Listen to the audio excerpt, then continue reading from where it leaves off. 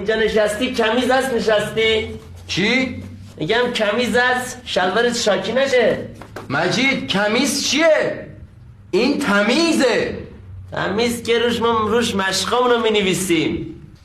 ببین داری اشتباه میگی، اون میزه. میز که میگن عجب چاقوی میزیه به پا دستو نبره.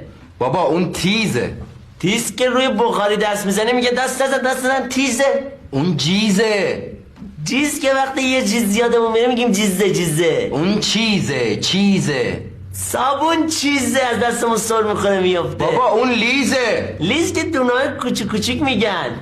ببین اون ریزه. دو شاخه رو میزنیم به اون برق بگیریم. اون پریزه. پریز به آدم ناخوش میگن. اون مریضه. مریض که به زمین میگن زمین مریضی. عجب زمین مریضیه. اون عریضه.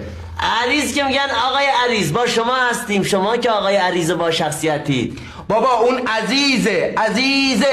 عزیز که مرکز آذربایجان شرقیه. اون تبریزه. تبریز وقتی غذا سر میاد میگی بپا غذا تبریز شد. اون لبریزه. لبریز به غذای خوشمزه میگن.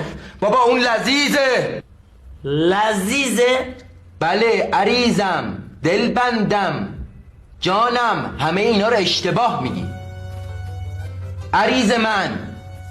همه اینا رو اشتباه گفتم؟ بله. ببخشید ممنونم که به من میگی آقای عریض. وای من گفتم عریض.